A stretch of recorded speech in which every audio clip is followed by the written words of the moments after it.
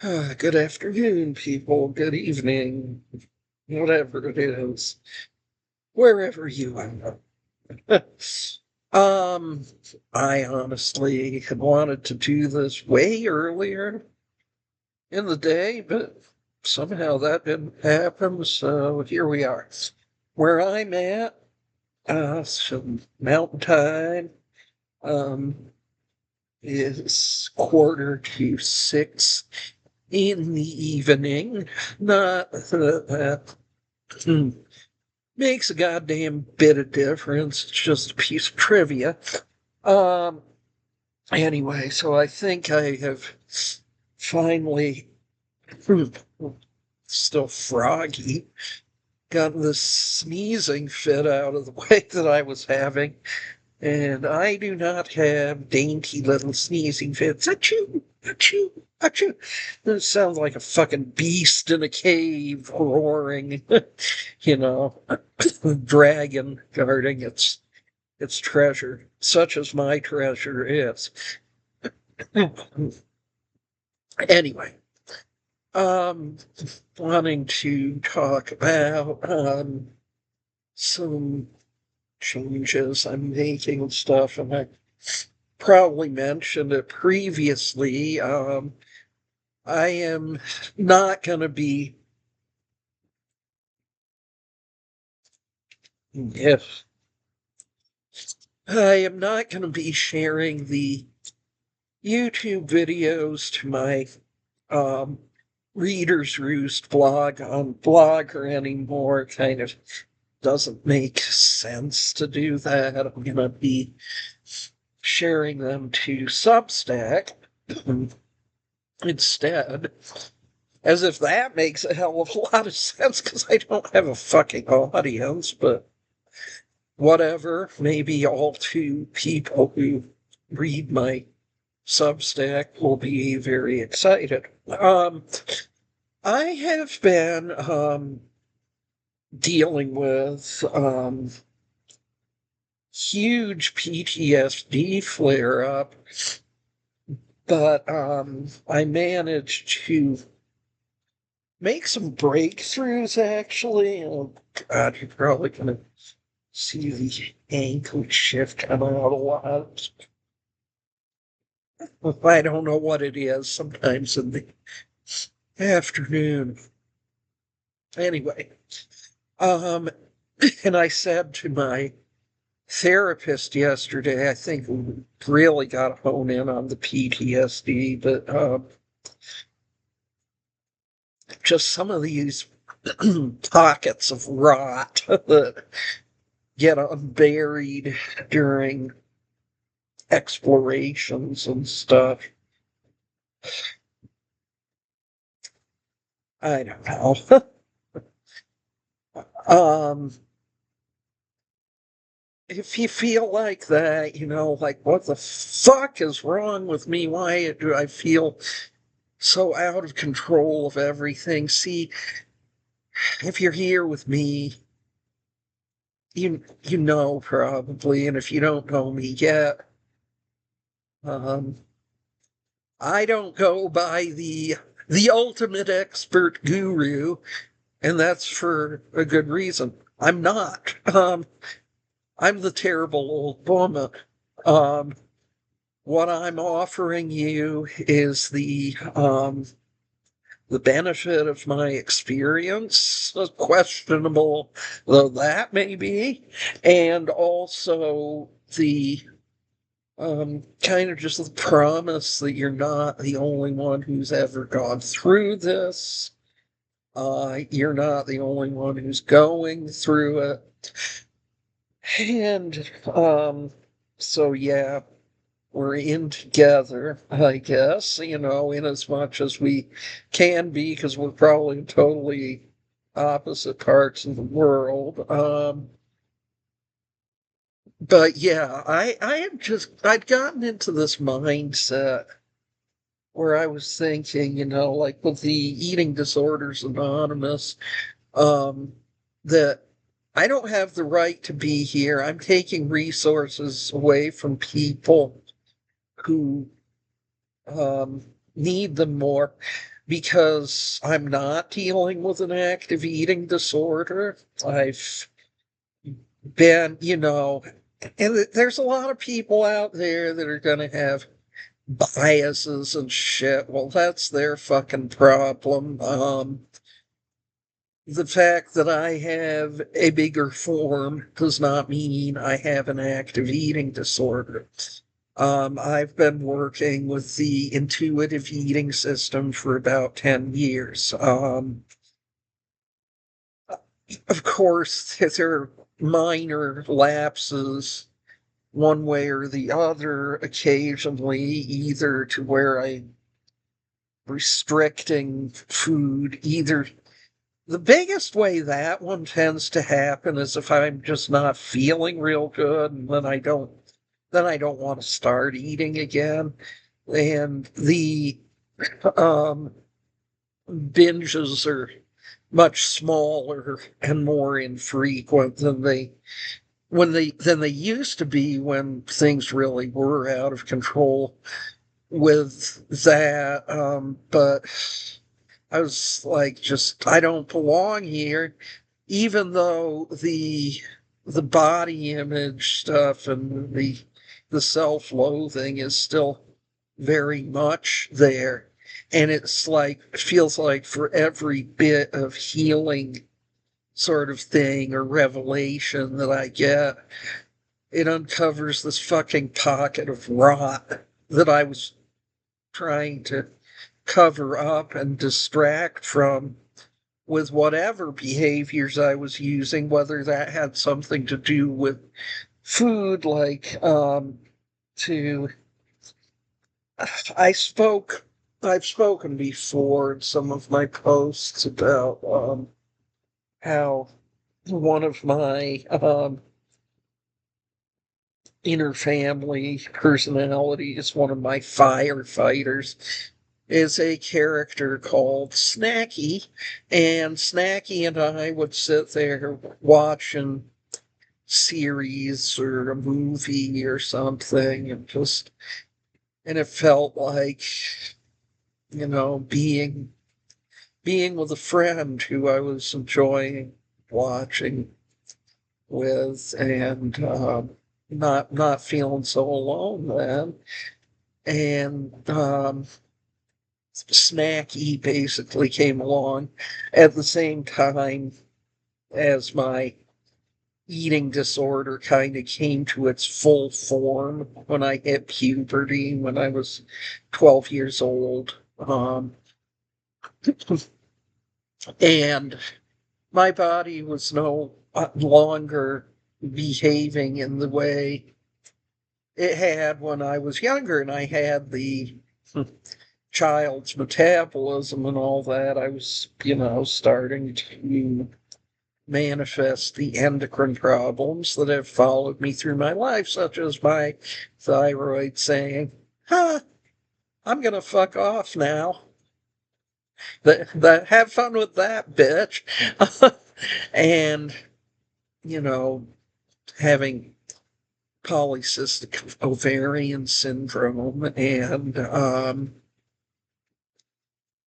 kind of trying to fight the inevitable fact that most women who develop these kind of conditions, especially both of them together, tend to be heavy. But, I was always fighting that through possibility, through restriction and purging and over exercising. And, even though my thyroid went fuckety by, I still had the youthful energy that kept things from completely going toward the end of the scale where I ended up at. And I'm not making any fucking apologies for that, because I am sick and tired of people feeling like they gotta apologize for their body.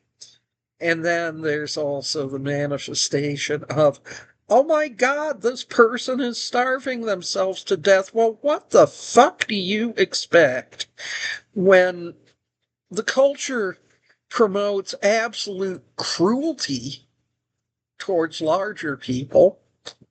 People are going, and I'm speaking from the perspective of a female, grew up in a society where fat was the absolute worst thing anybody could be, but especially if you're a woman, because girls and women, our value is tied to how attractive we're perceived as being. So anyway, fuck a whole lot of that.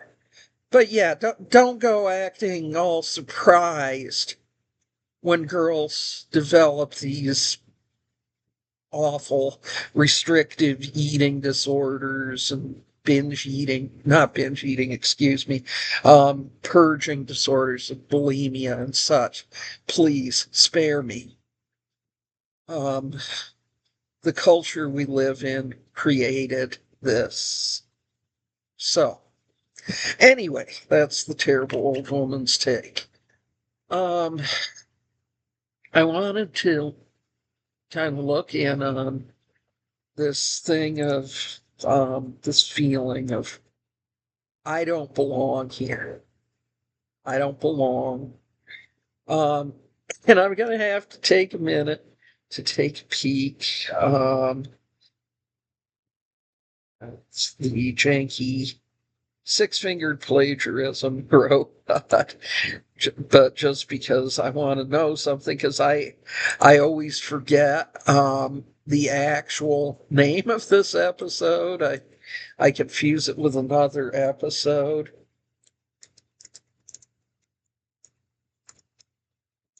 Original.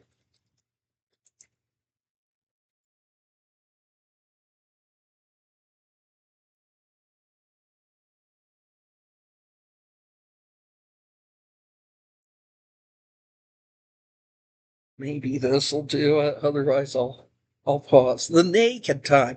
Well, it's no wonder I'm a bit confused because it's the original Star Trek. The episode I'm thinking of is the naked time. I always confuse the name of that episode with Amok time.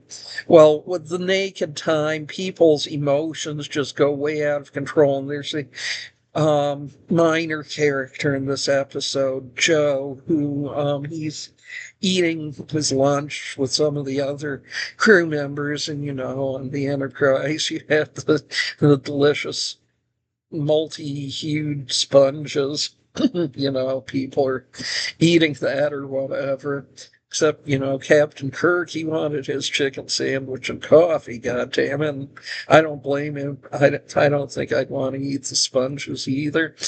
But anyway, so they're sitting there having their lunch, and Joe starts kind of going off the rails, and he says, "We don't belong out here. I don't belong," and stabs himself with a knife in a way that should not have been fatal, but he dies. And basically, it's because he thinks he doesn't deserve to live. So I identify with that a lot. Um, by the way, so for a humorous note, the episode I confused the title with is Amok Time, and that's the one where Spock has to go back to Vulcan to mate or die, and I'm thinking, you know, you'd think the Vulcans would have figured out something a little more logical than that shit, than basically acting like cicadas or whatever. Like, you got this wacky mating cycle. I don't know. Couldn't you just solve that, but by like going to your quarters and having a nice game of whack-a-mole with yourself? They didn't ask me. It may be a good thing because the episode wouldn't have been very long. None of the stuff that made for the drama would have happened. So, anyways, also, I was like a couple months old when the episode aired or something.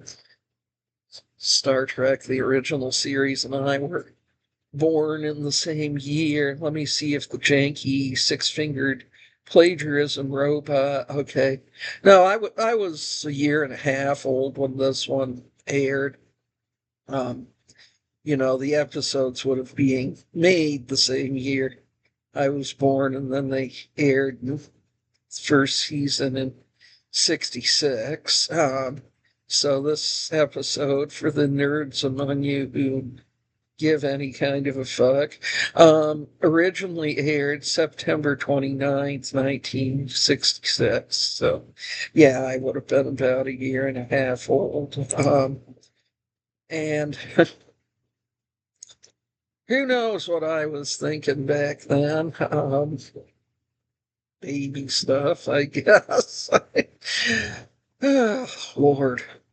Anyway, but yeah, I just wanted to address kind of this feeling of not belonging. And it's kind of, I think, this manifestation of imposter syndrome. It's like, not only do I do that to myself with writing, for instance, I do it to myself with just, oh, I'm not the right kind of addict. I don't have the right kind of problems.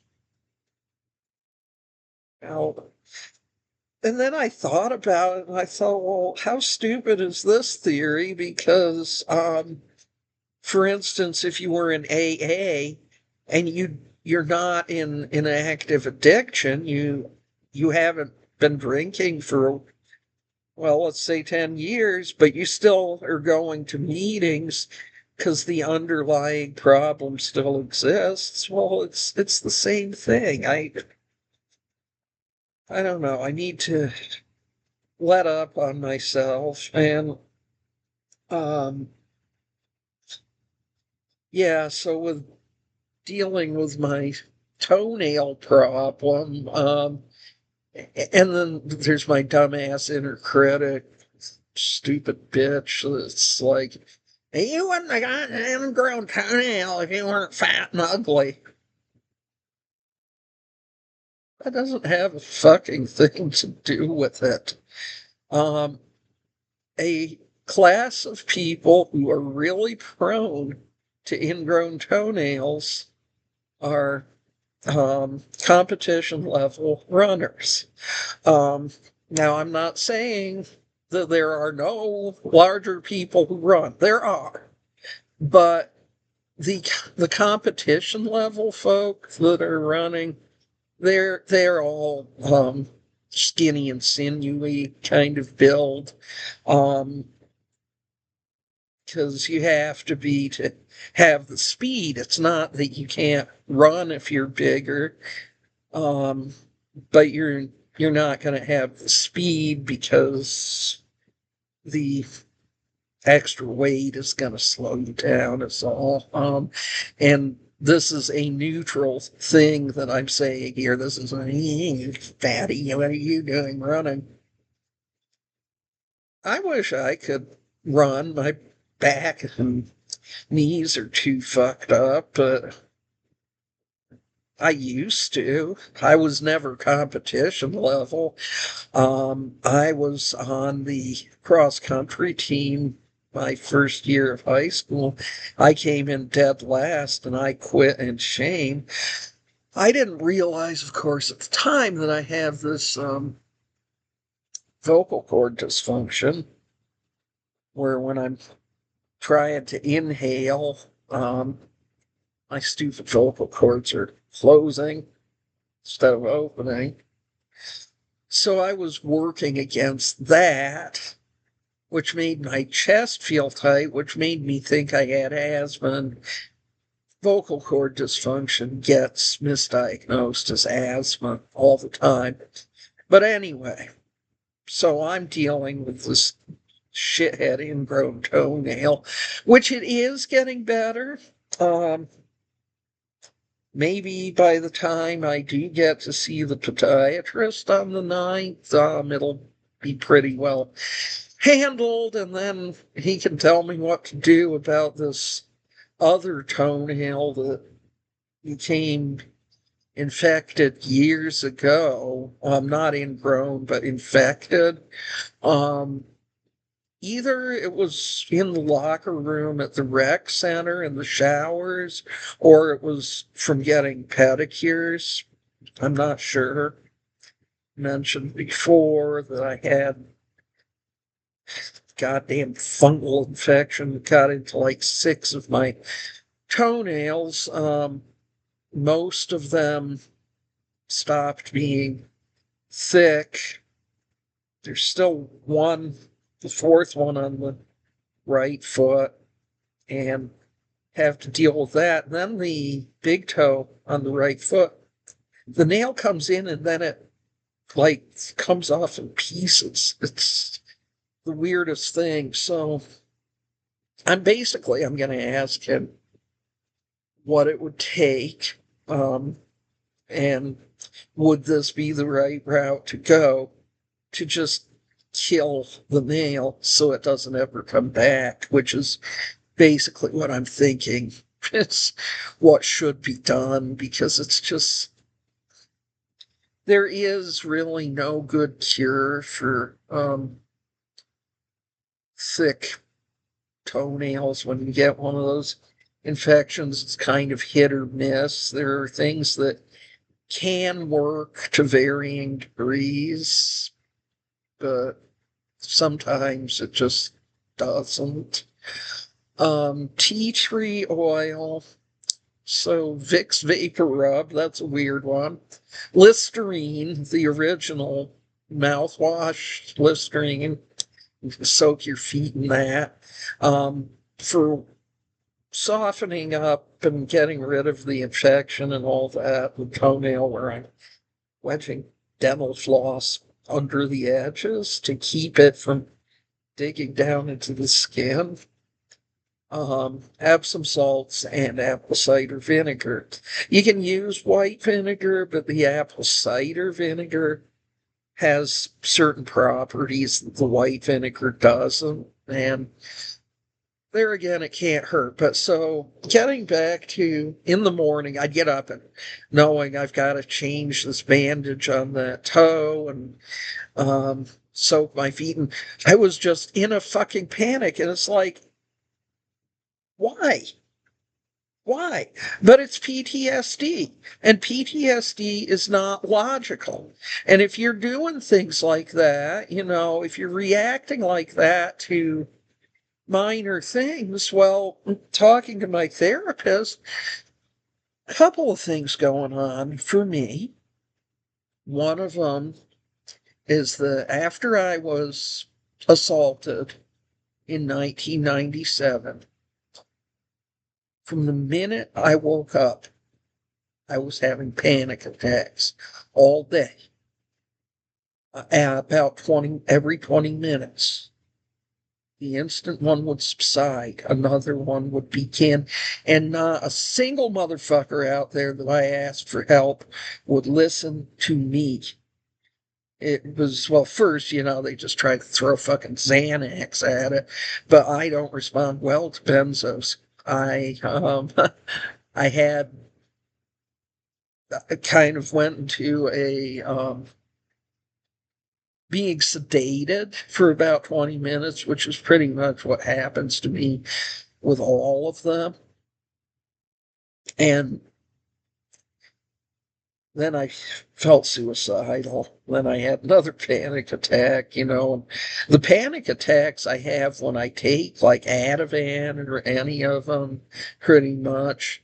Valium doesn't tend to bring on the panic attacks, but I already have nightmares. And boy, howdy, the nightmares I get if I take Valium before I go to sleep. I'm going to tell you something, people. Some of the stories I write, they're inspired by my nightmares. This one was such a fuckery.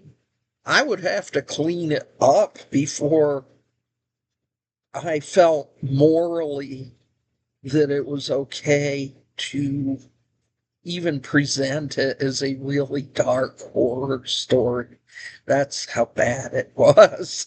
So, okay, so just saying, with these throwing drugs at it, and then I got the prescription for Prozac, and so that's the SSRI that behaves a little different than the other ones that did things like having me with the Fexor, where I jumped up on a counter and started preaching.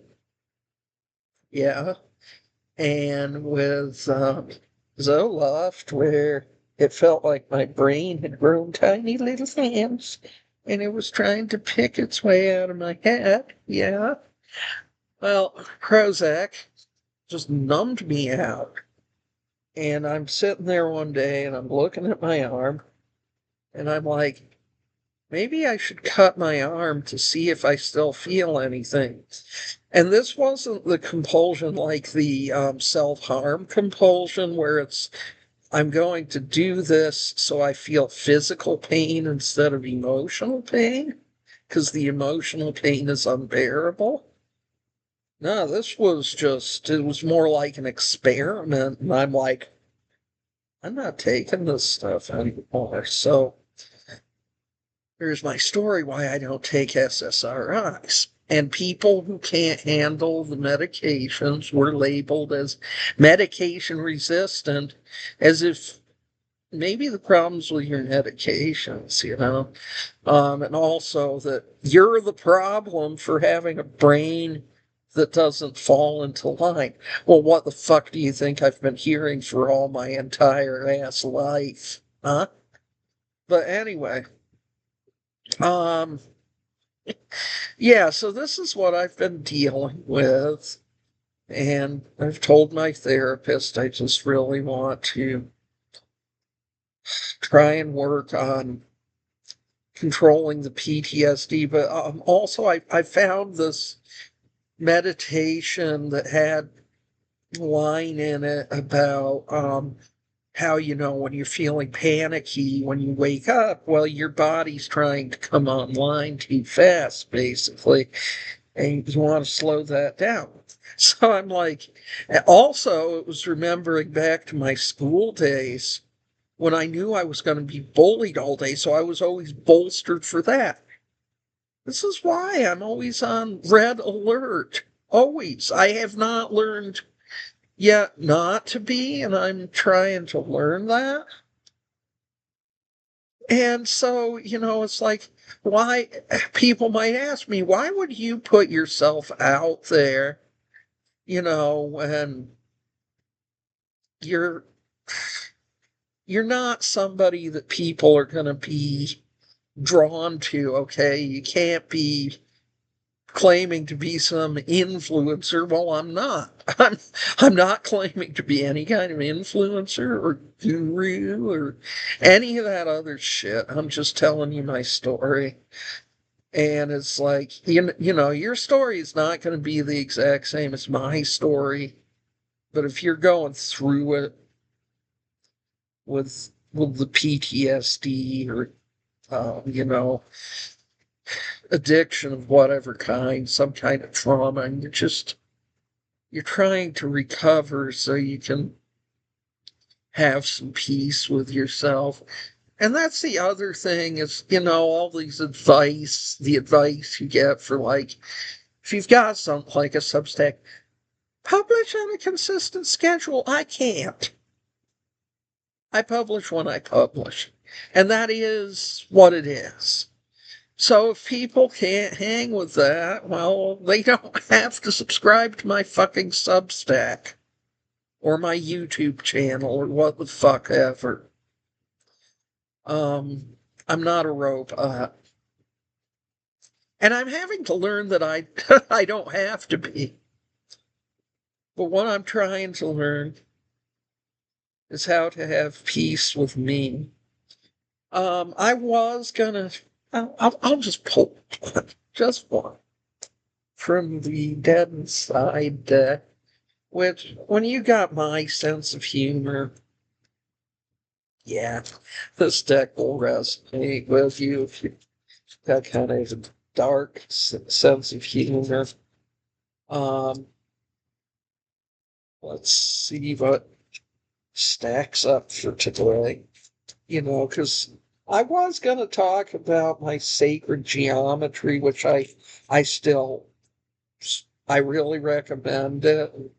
Was going to talk more about that, but I'm trying to limit these videos to being about a half hour, because otherwise it just kind of goes on and on.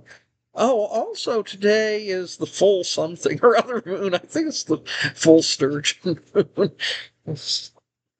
Okay. Wake, work, scroll, repeat. Well, they made this one for me. Burnout cycle, routine collapse.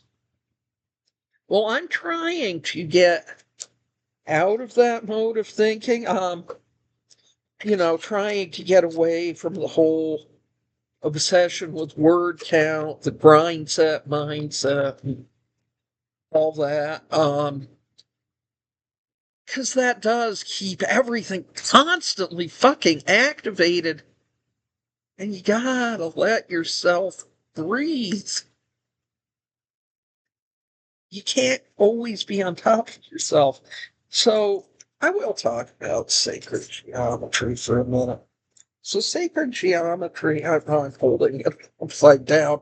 I don't want to do that. Not that some demon is going to come if I hold it upside down. It's discombobulated. And I've spoken about it before, that the great thing about this is it does not matter whether you think the author is telling the exact reality, that this material was channeled from the Arcturians. And that doesn't matter if you think that's so or not.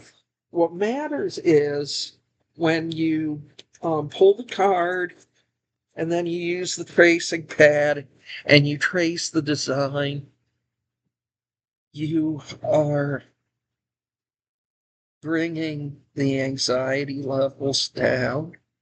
You, for even if it's for just those few minutes where you're tracing that card, you read the meaning and then you trace the card. It's allowing your nervous system to calm down, helping you to relearn how to do that. Because if you're like me, you don't ever fucking rest, really. You don't. I mean, by nature, I'm already like that because of the ADHD. This slows it down, and it helps you have just this minute, or maybe that fucking static shuts off, and the nerves being like this, they're bringing it down. So yeah, that's why I wanted to mention the sacred geometry set again. And instead of as I've said, it's not that I have anything against it, it's just that it didn't work for me, the whole Artist's Way morning pages, because for me, it was just handwriting, a bunch of pissed off rage, and that really wasn't helping me do anything. This puts my mind in a different place. So, and it doesn't have to be this exact thing. It can be something similar. Um, and if for you the morning pages does it, power to you. Um, I don't got a problem with that. Oh, fuck, I forgot to do something that I've been doing with these, which is turning on the dictation feature to. Well, I didn't do that today, now did I? Um,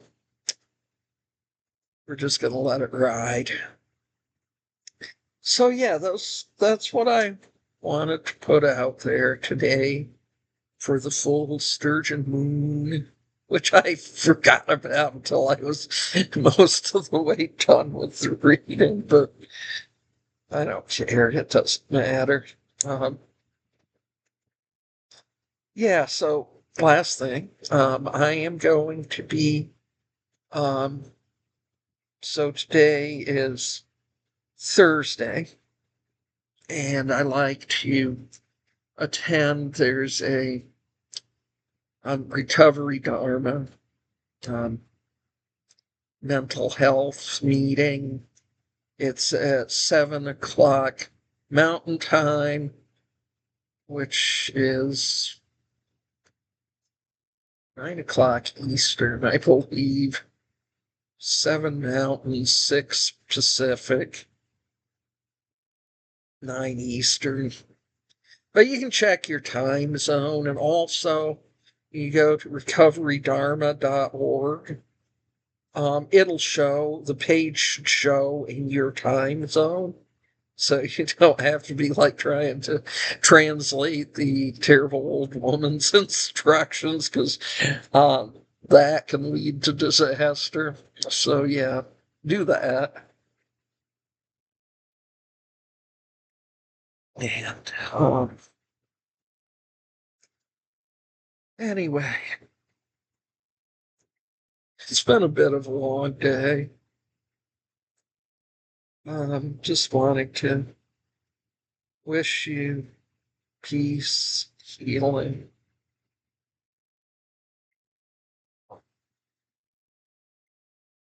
This planet needs a whole lot of healing.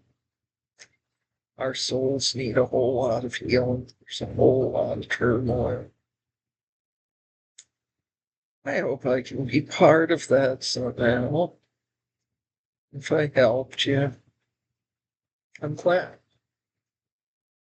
So, peace. I love you.